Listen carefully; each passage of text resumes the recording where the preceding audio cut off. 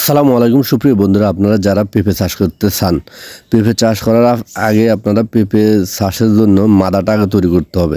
তো মাদাটা আপনারা কিভাবে তৈরি করবেন? মাদা তৈরি করবেন আপনারা 1 ফুট বাই 1 ফুট আপনার পরিমাণ গর্ত করবেন। গর্ত করে এটার নিচে আপনার ম্যাক্সিমাম আপনার 8 থেকে 10 কেজি করে আপনার এটার নিচে আপনি গোফর দিবেন।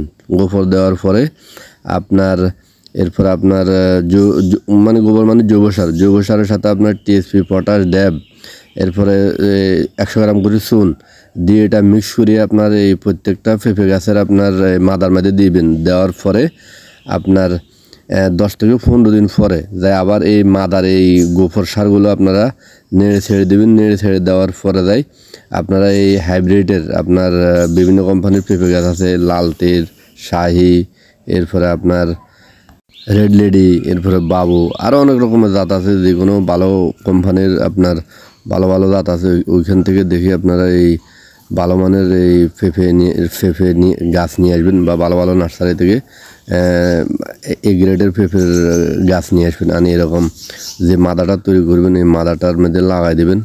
লাগাই দেওয়ার পরে আমি যেভাবে দেখাইছি এই পদ্ধতিতে লাগাই দেবেন। তবে লাগাইতে একটা জিনিস ফলো রাখবেন, আপনি পেঁপে গাছটা লাগাবেন আপনার 45 ডিগ্রি অ্যাঙ্গেল দক্ষিণ 45 ডিগ্রি অ্যাঙ্গেলে আপনার দক্ষিণ দিকে হালকা কাত করে আপনার গাছটা যখন লাগাবেন, তখন গাছটা যখন মানে বর্ধনশীল মানে মোটা তাজা হইব, তখন গাছের গোড়া মোটা হবে আর গাছের লম্বাতে আকৃতি একটু খাটো হবে, গাছে প্রচুর পরিমাণে আপনার ফল ধরবো।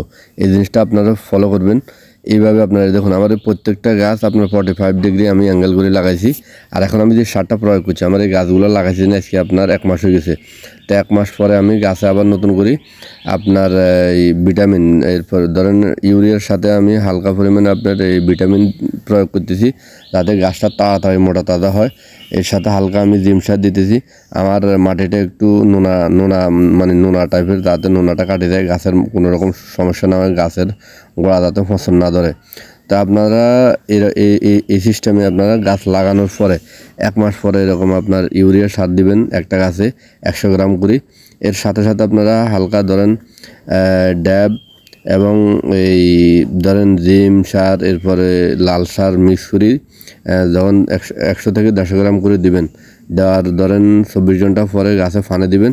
আর আপনার গাছের গোড়াতে যদি আপনার রসালো না থাকে, তো কন্টিনিউ চেষ্টা করবেন প্রতিদিন গাছে ফানে দেওয়ার জন্য।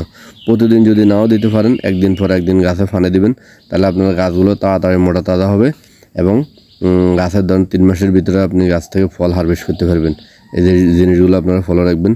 আর পেঁপে গাছে একটু ধরেন মানে বাড়তি একটু সার দেওয়া লাগে, কিনলে একটা গাছ থেকে আপনি যখন ধরেন 80-100 কেজি আপনি পেঁপে নেবেন, তাহলে ওই গাছে তো ওই রকম আপনাকে মনে করেন সার প্রয়োগ করতে হবে। এই জিনিসগুলো আপনাকে লক্ষ্য রাখতে হবে। আর পেঁপে গাছ স্টার্টিংয়ে যে মাদাটা তৈরি করবেন, মাদাটার মধ্যে স্টার্টিংয়ে যখন আপনি গোবর সার, জৈব সার প্রচুর পরিমাণ দিয়ে রাখবেন, তাহলে আপনার গাছটা যখন মোটা তাজা হবে, আপনার উপরে যদি সার না পায়, নিচের গাছের যে মানে শিকড়গুলো যাব, ওইখান থেকে গাছের যে পরিমাণ ধরেন পুষ্টি এবং ভিটামিন প্রয়োজন, গাছ ওইখান থেকে শোষণ করে নিব। এই জিনিসগুলো আপনারা ফলো রাখবেন, তাহলে ইনশাল্লাহ পেঁপে চাষ করে আপনারাও স্বাবলম্বী হতে পারবেন।